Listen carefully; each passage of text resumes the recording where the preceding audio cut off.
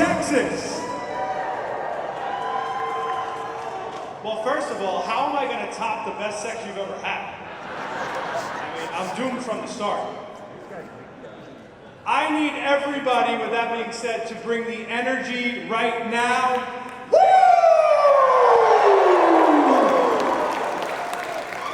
All right. So I'm honored to be sharing with you today what I like to call the art of the possible. How I knew that I could help 1,000 families in a year. 2019 came to the annual convention in Vegas, having not sold anything, and I got crazy obsessed around how to figure this out and not only succeed, but how would I thrive. I helped 700 families in 11 months that year, and then at the following convention, the idea of helping 1,000 families was laid out on the table. My first thought was, why not? My second thought was, how? What type of sacrifice was it going to take? Sacrifice discipline and an increased skill set was it going to take to achieve that goal? Now, all three of those things went hand in hand, but I knew the sacrifice and discipline were the things I could most control, and most people can. The increased skill set, however, was going to be what took me over the top. Now, this amazing event is going to motivate a lot of you, as it should. But I want you to remember this statement and write it down. Motivation fades, but learning stays. So with that being said, my focus today is on helping you increase your skill set and what I like to call being a closer. Because you're not going to achieve that type of production without that mentality. So there's this side of the ledger. From the work perspective to achieve this, there was fundamental things that were needed, and I want to be clear, it might not look the same for everybody, because there are intangibles to everything. $2,500 a week on leads, $10,000 a month, $120,000 a year lead spend for 1,000 families. This year it was 1,500 families, because I was able to get better along the way. A pretty good and profitable ROI that anybody probably trade for.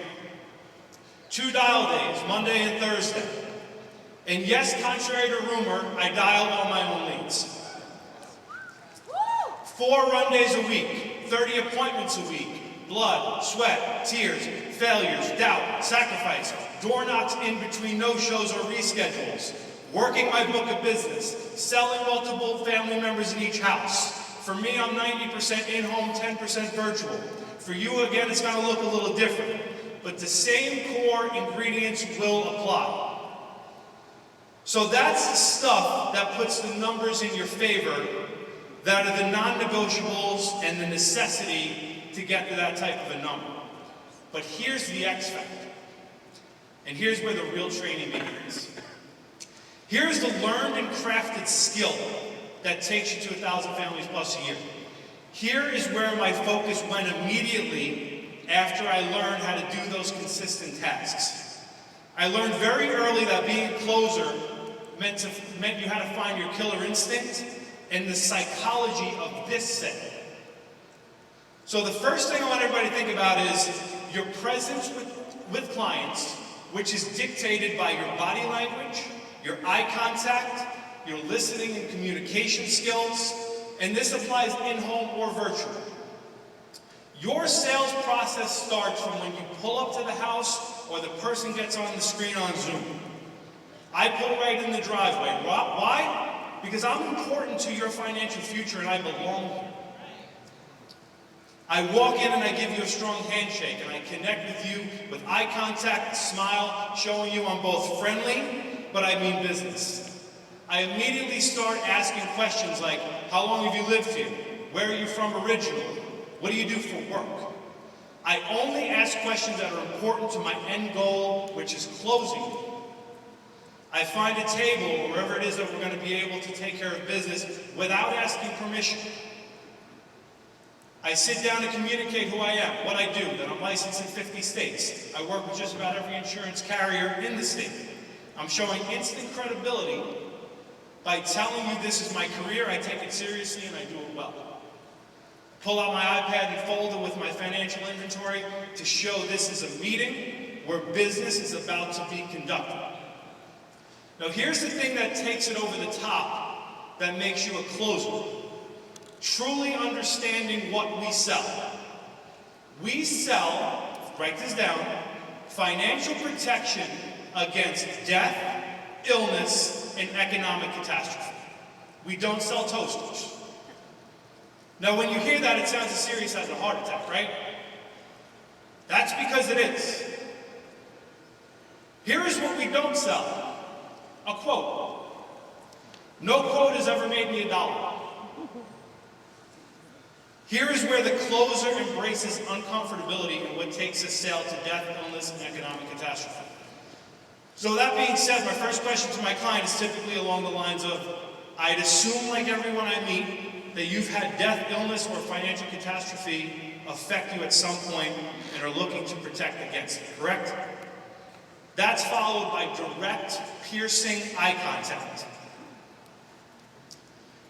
And I'm glad I'm here because fixing those problems in an affordable way is my specialty. This is when the digging starts. Do you have an example of when one of those scenarios, Mary, happened to you? If the answer is yes, then you usually are given the story of the spouse who passed away, the family member that got cancer and couldn't work, and any of the things that have been lost financially by that client. Was the client's wife left destitute? And what you need to then do in that situation is you have to hone in on that. Doesn't sound comfortable, but that's where you hone in. And that's when you listen. Now here's the last thing. When it's time to close, and we've went through the budget, and the numbers have been shown, and options have been talked through, you need to take them right back to death, illness, and financial catastrophe. If you died tomorrow, what would this look like for your family? If you got a major illness, if the market crashed and you retired, what does it look like? Direct eye contact when you say it. Makes it real. Which of these options would then best fit in your budget to protect your family against those things? The client should hear death or illness out of your mouth multiple times throughout that appointment. Then it's fill out the application. The second they backtrack about banking, social, I need, to trust you more, whatever it is, you go right back. Death, illness, financial catastrophe, and typically the reason that happens is because you didn't start the appointment there. You waited till the end, and then you talk about it. But if you hit them in the face with it 7 times, they say as a closer, you should hear no 7 times. Mary, I need a bank account. No, I don't trust it. Give it to you. Your routing number is 267-084-131, right? You use Chase, Florida? Well, how did you know that? Because I do this all day long, and I'm credible. So again, remembering, write this down, death, illness, and economic catastrophe. And I'm going to leave you with this. You can be a quoter, or you can be a closer. Choose wisely.